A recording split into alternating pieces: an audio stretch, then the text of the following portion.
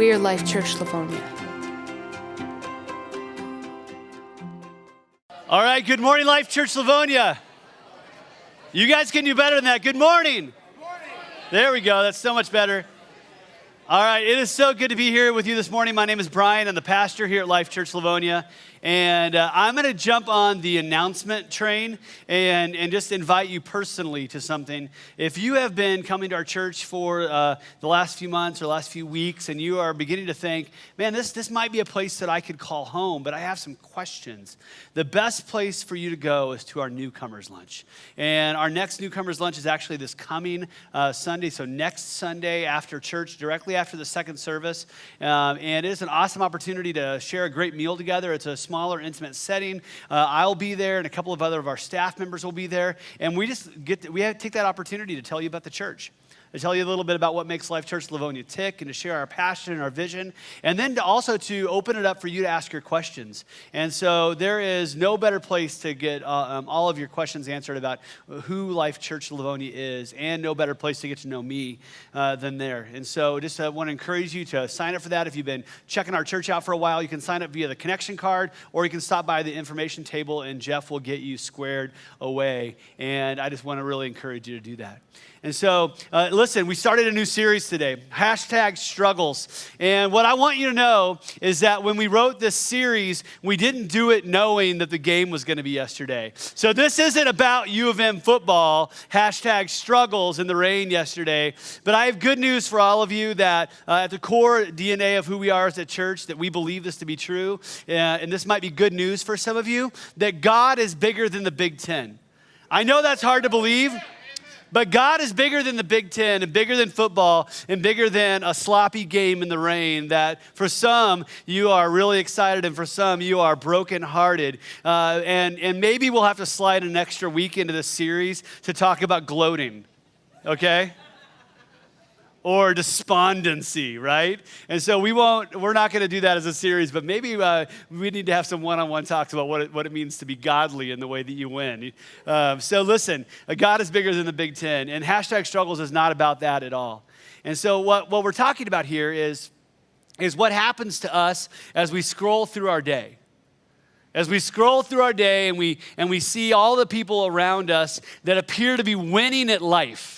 Right? They have the cutest kids, the best job, the most fruitful relationships, all the best stuff. And then we look at our life and we're like, #struggle right here. And some of you are sitting here thinking, this is my life. Like, you're taking my life and making it into a sermon series. And others of you are sitting here and thinking, well, I don't even use social media. And so I have a couple questions. If you're that person that you're like, I don't even have the internet on my phone, I'm still flip phoning it, because yes, those do exist still. If that's you and you're asking the questions that I think you're asking, the first question is going to be this: what's a hashtag?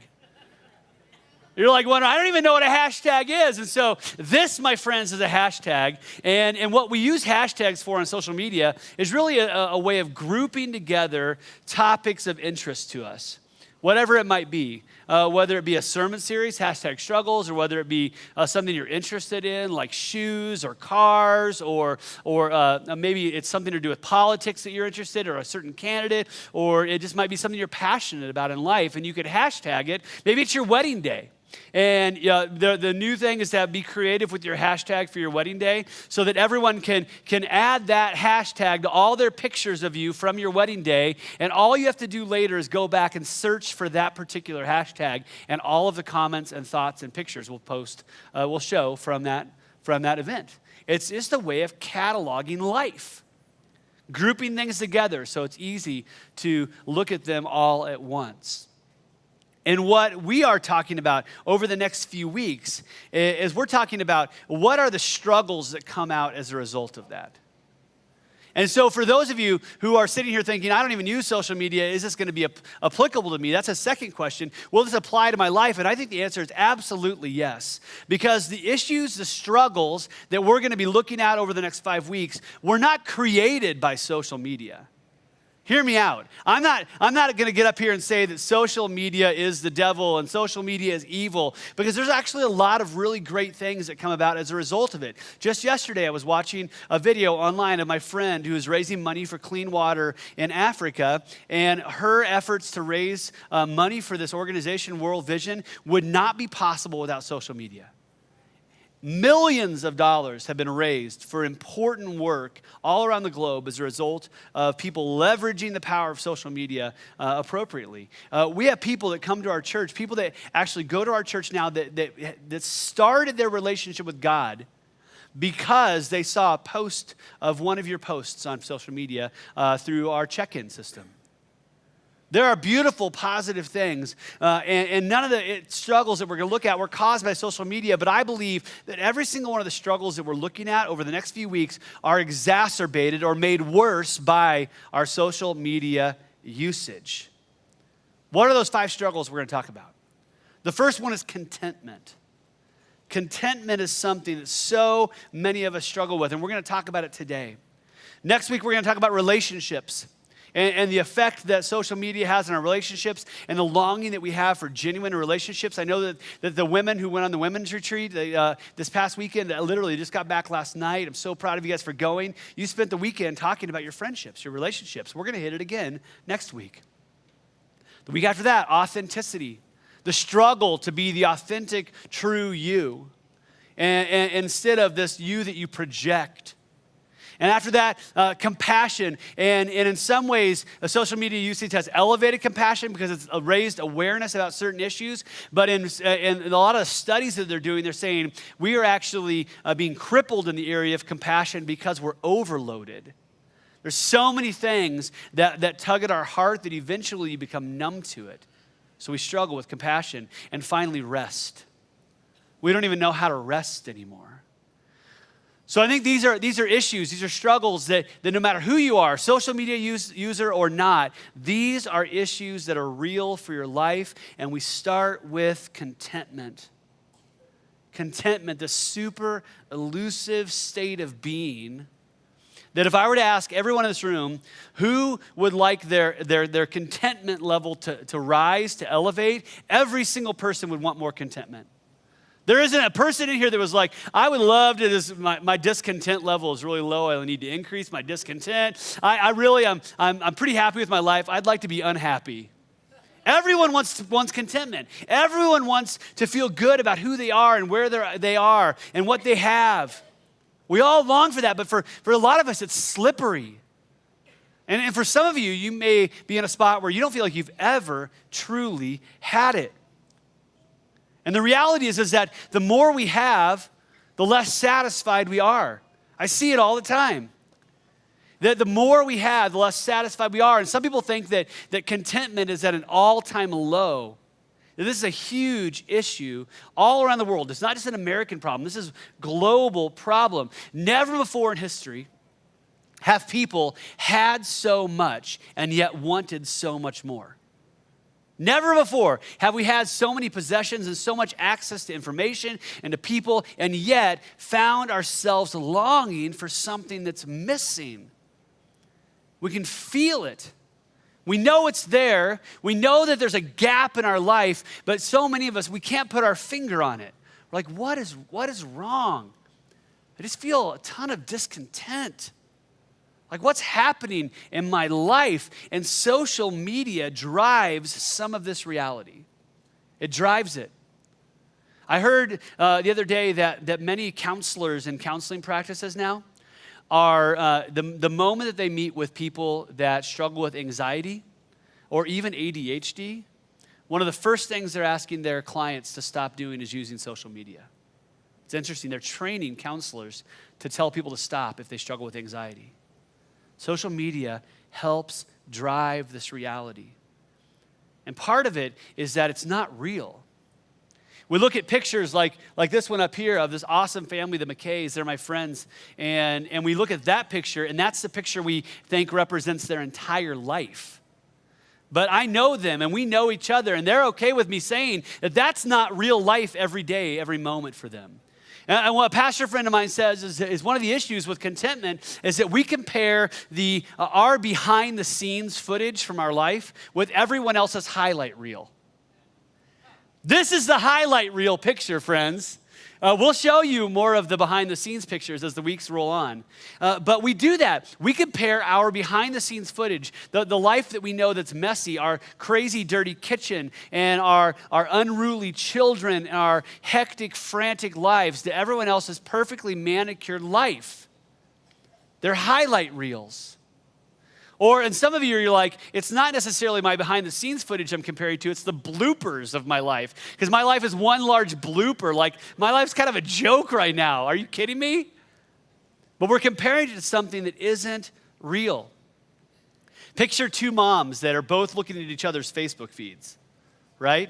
And the one mom is looking at the other mom, and she's seeing on Instagram, she's scrolling through, she's like, she is always out with friends. Like, how does she have time to hang out with friends? I want to go out with friends. I haven't had an adult conversation since 2009, for crying out loud. And it breeds this discontent for your life. And even though you have all these amazing things happening at home and you love your kids and you're just passionate about what you're doing and the way you're engaged, but you look at that and you start to feel this level of discontent elevate. What about her? Or you're scrolling through your Facebook feed and you're seeing the guy that always posts pictures of himself working out. You're like, how? This is the third time today you've worked out. You seriously took 5 pictures last week with 5 different outfits at 5 different parks, and you're posting them this week pretending you're working out. And here I am over here single-handedly keeping Krispy Kreme in business. Right? I mean, I'm a little embarrassed that I know exactly where the closest Krispy Kreme is. It's in Dearborn, my friends. And if there's a closer one, don't tell me. I don't want to know because it would be bad for me.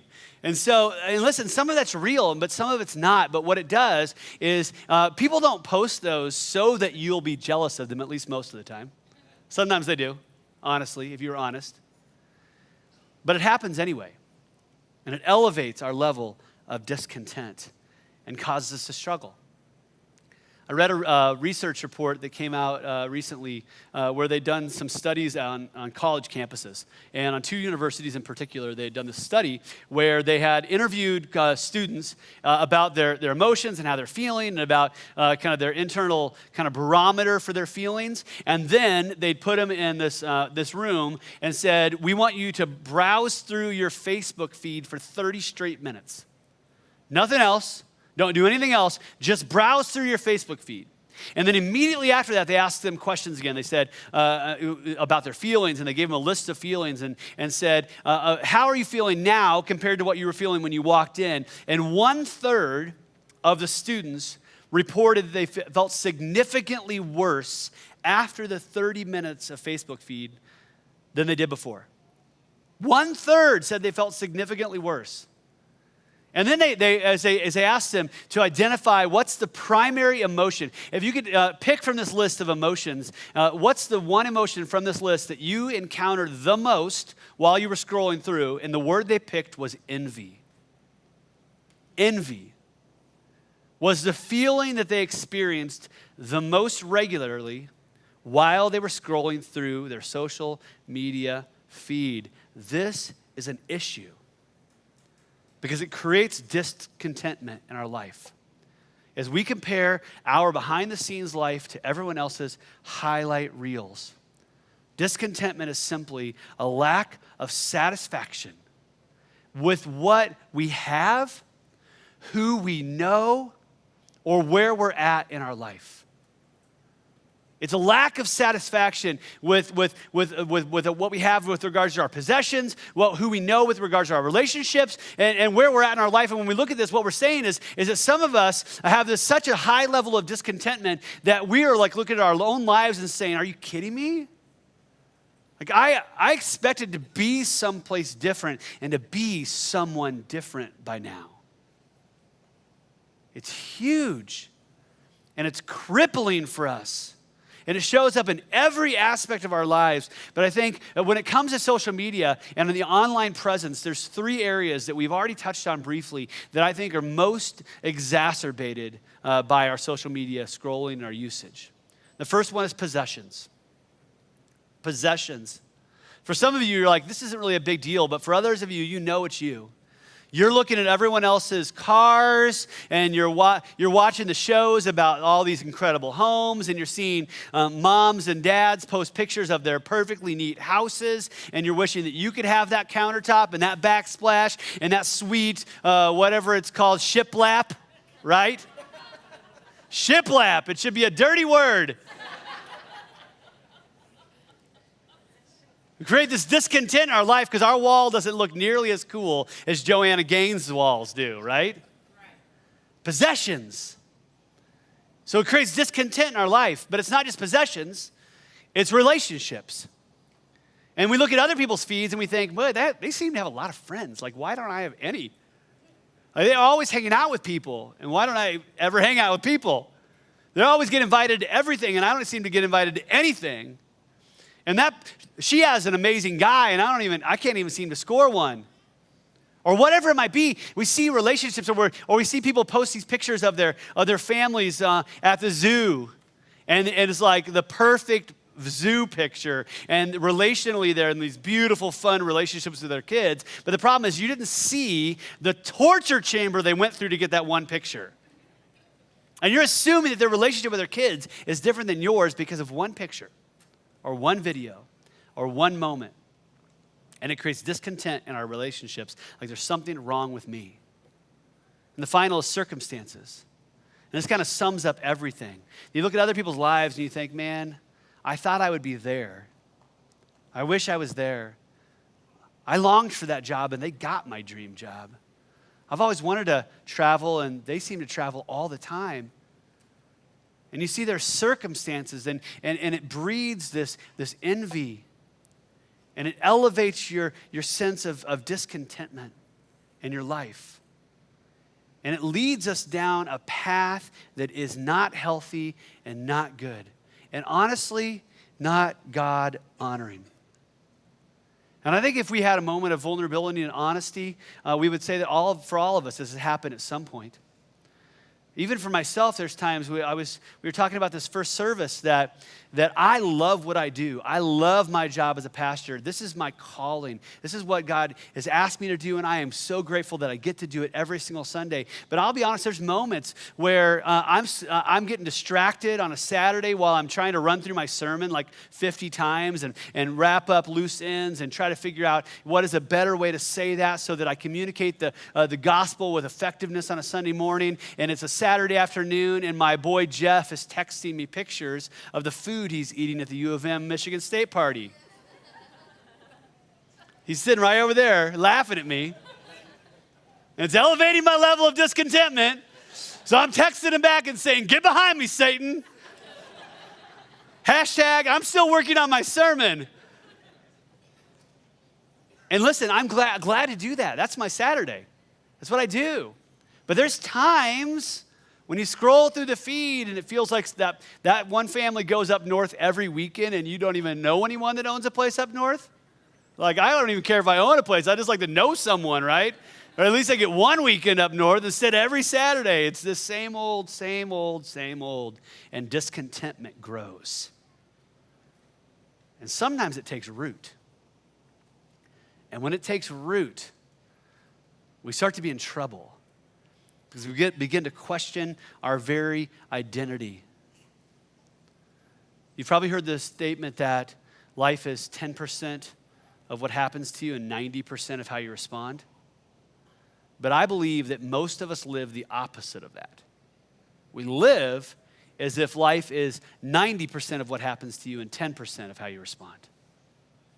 I'm convinced that so many of us do this. That we're like, well, if my circumstances or my relationships or what I had was different, then I wouldn't feel this way or act this way. And so we blame our internal state of dislocation on our experience of our world and our experience of our life. And it's 90% of what we experience and 10% of how we respond. And that's just not true, because when we get ourselves in a position where we believe that that is true, we are paralyzed and crippled. And we have begun to believe a lie. It's a lie of the enemy. I'm convinced of it. And what I love about Scripture, especially about the Apostle Paul, who wrote a good chunk of the New Testament, is that this guy was the master of living the 10%, 90% rule. And I would argue that Paul was like a 1%, 99%. It was like 1% of what happened to him, whether he was shipwrecked or imprisoned or beaten or whatever it was. He chose to hold on to his relationship with God, to hold on to Jesus, to hold on to his identity in a way that enabled him to experience contentment no matter what. It's a call to us. So that's why he was able to write verses like Philippians 4, 12 through 13 from prison. From prison, he was able to write things like, I have experienced times of need and times of abundance. He's experienced all the negative things you've experienced in your life. Times of need and times of abundance. In any and every circumstance, I have learned the secret of contentment. Whether I go satisfied or hungry, have plenty or nothing, I am able to do all things through the one who strengthens me. Paul figured out the secret of contentment. And it's not a thing, it's a person. It's Jesus. Through a life-changing, transformative encounter with God through Jesus Christ, Paul had figured out what so many of us haven't figured out yet. The secret to contentment isn't possessions, it's not friends, it's not your circumstances, it's God. God is the secret, and that's why he was able to live the 1%, 99% life. He knew that when we are far from God, isolated from God, in enmity to God, that there is a hole in our life that will never be filled by anything else, ever. You were created with a spot in you that only God can fill, a longing, an emptiness that will always be there as long as you are separated from God. As long as you are far from God, and Paul knew it. We can search for contentment. Then all those other ways, through possessions and relationships and circumstances, we can actually attain that. We can get the best stuff or the best car or the perfect home with the nice little shiplap wall, right? And all of our knickknacks that are definitely in a line. We can get the most friends and go out every single weekend. We can check off most of our life goals and still be empty inside. We know it's true. We read it in all these biographies. People are writing these biographies about these rich people or these successful people, and they talk regularly about this emptiness they feel. When they thought they'd achieved it all, they have a high level of discontentment. You will battle with discontentment. We will battle with discontentment until we let Christ be all we need. Until you figure out who you are, what your identity is, apart from all those other things, you will continue to battle with discontentment your entire life. And I believe that the war with discontentment cannot be won on our own. You cannot win this fight on your own, but you can win the battles day by day, day after day. You can win the battles if you allow the one that Paul figured out was the secret to it all to strengthen you.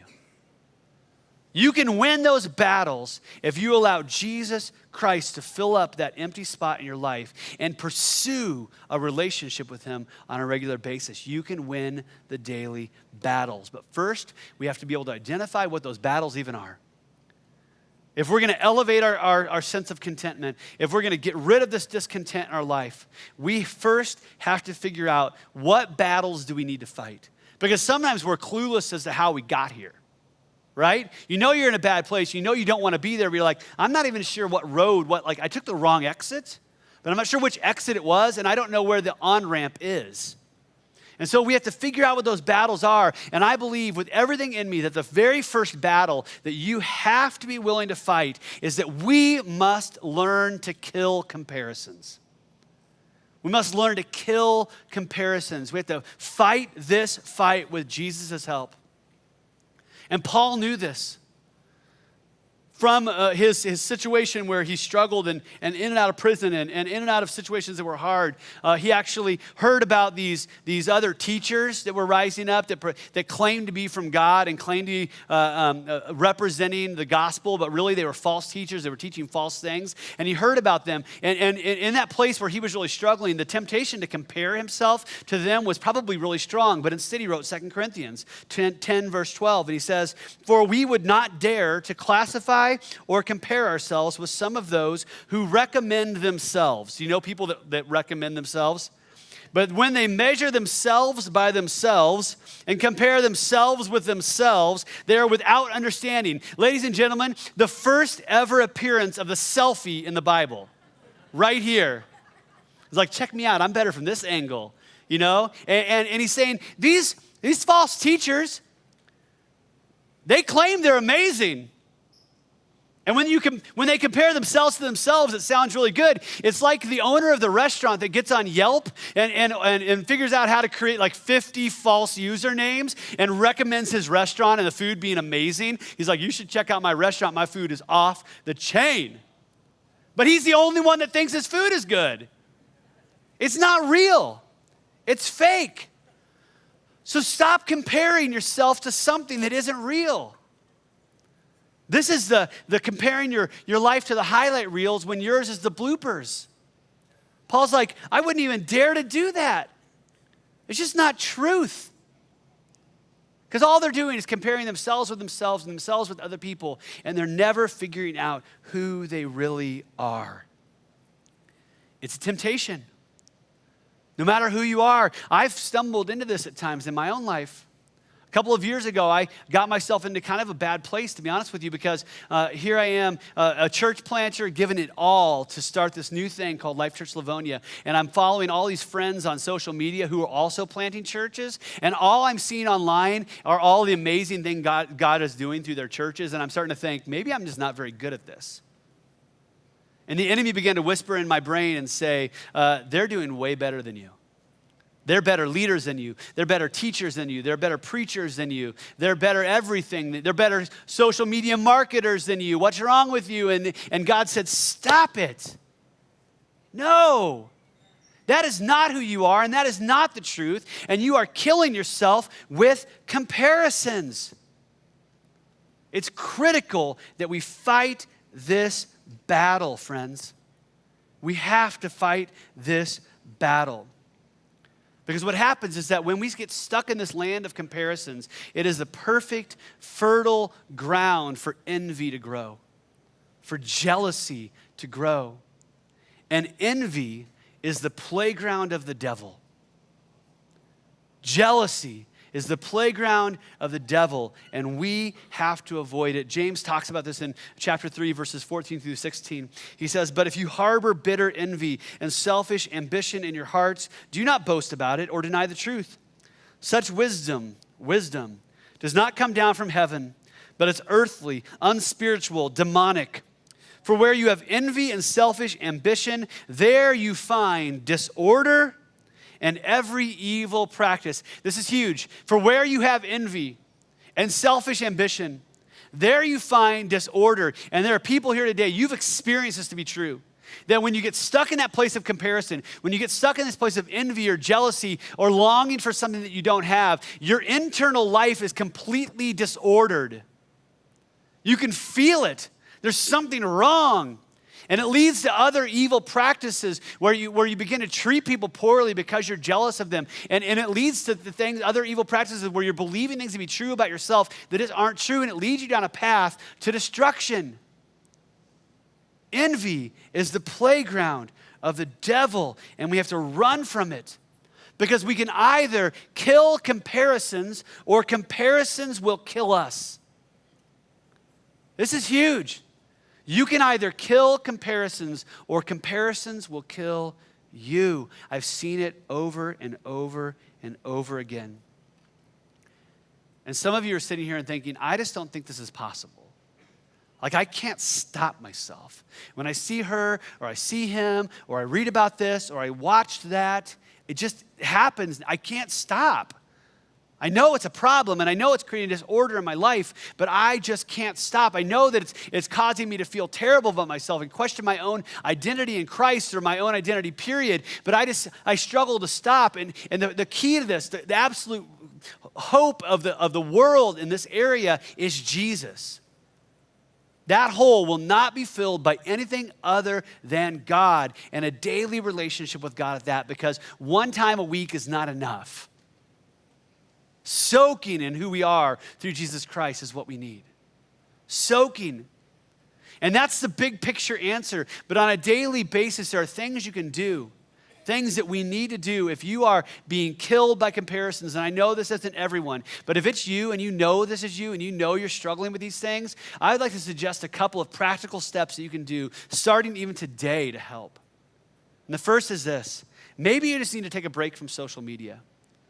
Once again, I want to highlight that social media isn't the only cause of this, and comparisons happen without social media, but it really is exacerbated by social media. Maybe you need to take a break from it. Or maybe you simply need to hide the feeds of the people that you compare yourself to the most. As you scroll through your feed, and if there's a certain person or a certain organization or a certain brand you follow that regularly triggers something yucky inside of you, hide that feed until you are strong enough to actually see it and not feel that way, or maybe hide it permanently. That doesn't mean the person's a bad person. It doesn't mean that you can't be their friend, but maybe you're just not strong enough right now. Maybe it creates such yuckiness inside of you that you just can't do it right now. And honestly, I want to tell you something, this is important, is that sometimes we don't hide people's feeds because we're afraid we're going to hurt that person's feeling, but guess what? They never know. They don't know.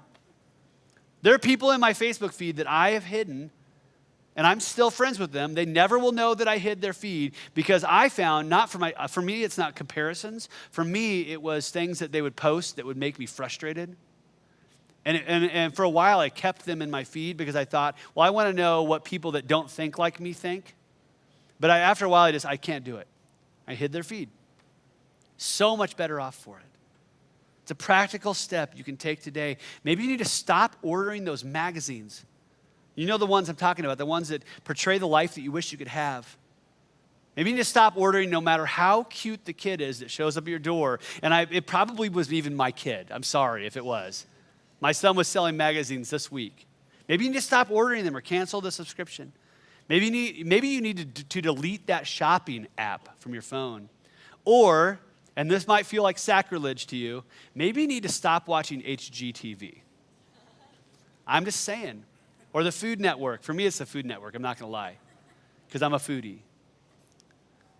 Those things aren't inherently bad or evil, but if they're creating sinful things and broken things inside of you, then maybe you need to take a break. I don't know what it is for you, but you know what it is for you. Or at least you would if you paid attention. We can either kill comparisons or comparisons will kill us. But if we're going to find contentment, this journey towards contentment, it's going to take more than just killing comparisons. Moving from a place where we're envious and jealous of other people's lives. What I'd love to see God do in our lives is move us from that place all the way over here where we can see the success of other people, and we can see the joy of other people, and we can see the experiences of other people and the relationships of other people, and not just walk away from comparison, but actually learn to celebrate for them. What would that look like if instead of seeing that mom experiencing fun with her kids, instead of feeling jealous of her, what if you were celebrating your spirit that she had a great afternoon with her kids? What if instead of seeing that guy working out and feeling jealous of his body or of his diligence and his ability to engage, what if instead of that, it actually elevated something? You were like celebrating that they're healthy and they're fit, and it pulled something beautiful out of you where it encouraged you and inspired you to go out and do it yourself. That is the movement that God is wanting us to have. And maybe this will be super convicting for some of you, but I want you to, just for a moment, pick that person that you compare yourself to the most. Almost all of us have someone or a group of someone's. Get that person in your head right now. Now I want you to imagine that you've had a sit-down meeting with God, just you and God, and you're talking through things, and that person comes up in the conversation. What if God looked at you right in the eyes and said to you, Brian, that person that you compare yourself to the most, how would you feel in your soul, at the depth of your heart, if I chose to bless them with all the answers to their prayers? And if your heart constricts in that moment, and you're like, oh, that would feel terrible, like I'm tired of seeing them win, then that's an indicator that something is wrong. Something is broken because God calls us to be a people that celebrate each other's successes. We mourn with those who mourn and we weep with those who weep, but we celebrate with those who celebrate. And this is the movement from comparison to celebration that God wants us to be on. Because when we can't celebrate other people's successes, we have envy in our heart. And envy causes us to resent the blessings of God in someone else's life while ignoring them in ours. This is huge. Envy causes us to resent the blessings of God in someone else's life while ignoring blessings in our lives that we can't even see. We're missing them completely because we're in such a bad place. And this is why the next battle that we have to be willing to fight is that we must learn to cultivate gratitude. We have to learn to cultivate gratitude. And we use this word cultivate on purpose because when you cultivate something, it's this idea that you are doing everything in your power to cause this thing to grow. That it's not just throwing some seed out and hoping for the best, or planting something one day and walking away and never paying attention to it again. That wouldn't work with a garden, and it doesn't work with gratitude. My backyard doesn't have nearly as much grass as I would like it to have right now. My front yard looks sweet, by the way. My backyard, not so sweet. But the reality of it is I haven't done anything I need to do back there to cultivate a beautiful yard. I can't expect grass to grow if I just throw some seed out and water it once a month. We have to cultivate that because it's worth growing, not my grass, but gratitude. It's one of the most important things that you could cultivate in your life if you want to move from being discontented to a person who is deeply content with who they are in the arms of God. Gratitude is essential because the only way to get it is to cultivate it, to grow it, to feed it daily. Some of you have told yourself a lie that that's just not me.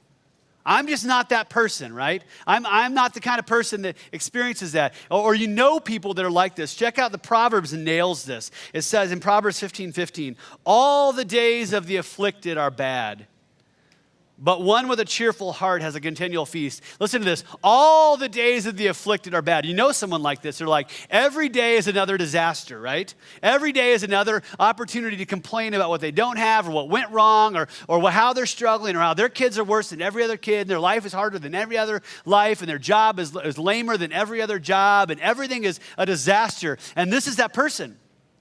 The afflicted ones. All the days of the afflicted are bad. But let's look at what it says after that. But the one who has the best job has a continual feast, right? But the one who has a new car and doesn't drive their same car from 2002, like me, has a continual feast, right?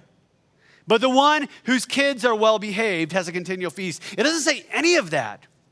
Because those are all external things that we've convinced ourselves will elevate our contentment, but they don't do the job because they aren't sufficient for the task. What is it? It's an internal trigger. It's an internal mechanism that creates this continual feast. It's a cheerful heart, and God can give that to anyone. To anyone. God can do it for you, and God can do it for me. We aren't stuck being a half glass empty person. You say, I'm just the way God made me. I'm a pessimist. I'm a half glass empty person. But we aren't stuck there. That's a lie of the devil, that we can become this person. I had a friend of mine that I knew about a decade ago. Her name was Sally. And I loved Sally. She was an amazing woman. And one of the things that she did all the time is that even when she answered the phone, she would say, happy day. Happy day, Brian. She would see me at church. Happy day, Brian. See me in the grocery store. Happy day. And sometimes I just wanted to punch her in the face. It's like, it is not a happy day, woman, right? Today is terrible.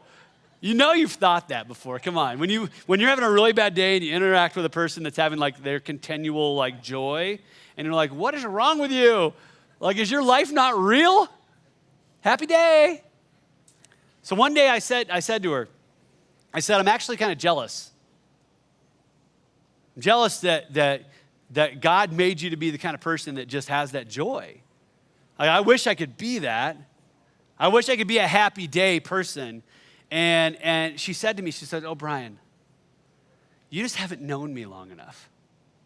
Because I wasn't always that person. Wasn't naturally that person. I cultivated that person in my life through a relationship with God and my daily encounters with him and learning to cultivate gratitude in my life. And now I'm so in the practice of cultivating gratitude and so in the practice of going before the Lord and celebrating the successes of others and celebrating the blessings in my own life that I can't help but be that happy day person because God transformed her into that. And it's true for her, and it can be true for you, and it absolutely is true for me. She cultivated gratitude as an act of obedience. We have to learn to celebrate what we have instead of fixating on what we don't. Solomon, arguably one of the richest men in the entire Bible, he wrote in the book of Ecclesiastes, chapter 6, verse 9, he says, enjoy what you have rather than desiring what you don't have. Enjoy what you have rather than desiring what you don't have. Instead of being in that place where you're so tired of your car, you're like, my car is terrible. I have to add oil regularly. I have to add oil multiple times between oil changes in my personal car. And instead of being tired of it and complaining about it, what I need to realize is that simply by the fact that I own my car, that I'm in like the top 5% of the world. And the fact that my family owns 2 cars, that elevates us to like the top 2% of the world. I'm grateful, God, that I even have an automobile that works and gets me from point A to point B and allows me to do the ministry that you've called me to do. Instead of looking at our house and thinking to ourselves, oh, I wish I had a bigger house or a cleaner house or a house that was cuter or a house that was in a better neighborhood. We wake up one morning and we realize, I have indoor plumbing. Seriously. You're like, I have not just one toilet in my house, I have 3 bathrooms in my house, and all of them work. And when I turn on the faucets, in all but one of them, water comes out. Right? I'm grateful, Lord, because that puts me in the top 5% of the entire world. This is what it looks like to begin the process of killing comparisons and cultivating gratitude in our lives. What do we do? What are some action steps we can do? And I think the first thing when you're trying to cultivate gratitude is to go to the Lord. I sound like a broken record, don't I? Like the key to this is going to Jesus. If you missed it, the key is going to Jesus, okay? And you go to Jesus and you say, Lord, I'm not even aware any longer. I'm like missing it. What are the blessings in my life? What are the beautiful things worth celebrating in my life and the lives of others? God, reveal those to me.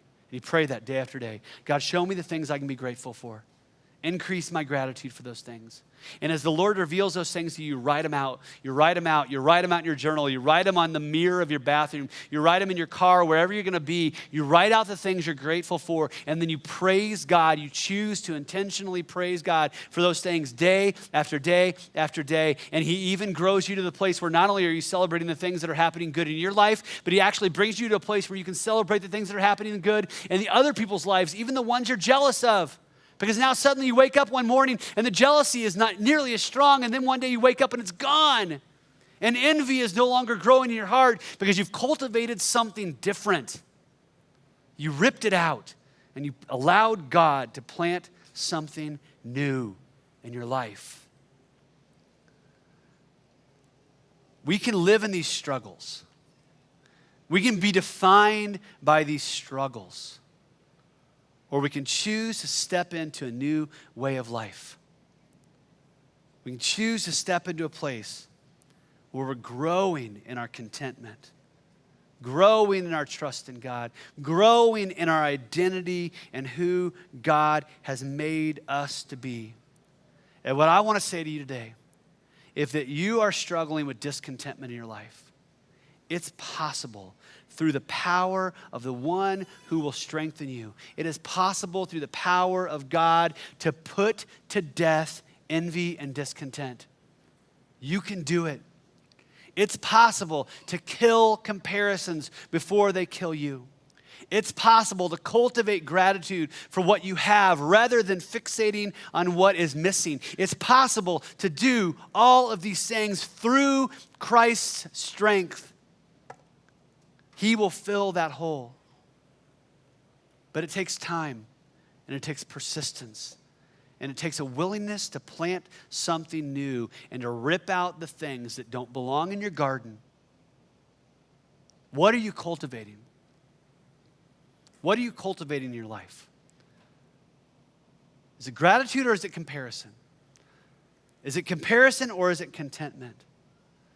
Today is an opportunity to plant a stake in the ground and say, I will stop. I will stop comparing and I will stop complaining. And in so doing, to learn the secret of contentment, able to do all things through the one who strengthens you. The reason that we do these life groups, the reason that we do a church-wide push on this in the fall, is that we believe it's so critical for every single one of you. And I know that you can, it's possible to do some of this work on your own, but you need people. In part, you need people because when we get into deep community and we actually begin to get to know people, we're no longer simply seeing their highlight reel, we're seeing their behind the scenes. And you wouldn't believe how many times that I've seen another family struggle with something and felt better. Kind of feel like a jerk when that happens, right? You're like, I'm so glad your kids are disobedient.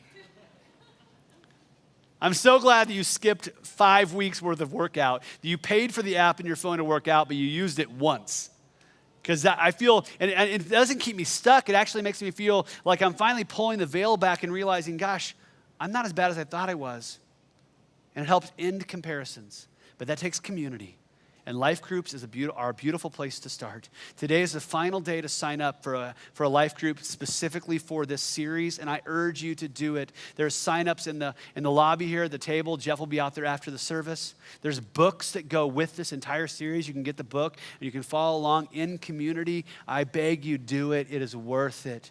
I've talked with someone in between services who came up to me and said, when we chose to join a life group last year, I think it was last year they joined, they said, I can trace my journey with Jesus and the growth of that journey back to that day, back to that decision to get into community. And he said to me, my wife and I would not be in the place we are today if it wasn't for that decision. I urge you, sign up, be a part of it. For the rest of us, we have some work to do, don't we? And it's work inside of our heart, it's work inside of our life, it's work inside of our mind. So what I want to do is I just want to invite you into a time of prayer right now. And I'm going to invite everyone just to stand up right where you're at. Everyone all together. I want you to look around the room at everyone who's standing. Sometimes we ask you to stand if there's some kind of decision or commitment you're making. But look around the room. Every person in this room longs to have a deeper level of commitment to Jesus. And every person longs to have a deeper level of contentment. Contentment. It's possible. But we need to start with prayer to God. And so I want to lead you to that place. Would you pray with me? So Jesus, I just right now just take a pause and a moment. Father, I pray that you would bring to mind right now, with every single person in this room, bring to our minds the areas in our life where we're struggling in this. Bring to mind, God, the areas where we compare, where we have envy, where we have jealousy, where we have greed. And God, as those things come to mind, we just simply, in the quiet of our own hearts, we give those things to you and we say, we're sorry. Forgive me, God, for the ways that I've been jealous or envious. Forgive me, God, for the ways that I've compared my life to someone else's life, God. I pray that right now, over all these people in the room, that you would help them to see the true them. Not the them that they want to be, not the them that they compare themselves to, God, but I pray that you would begin the process today of showing them who they really are, a child of God, beloved by you, enough just the way they are.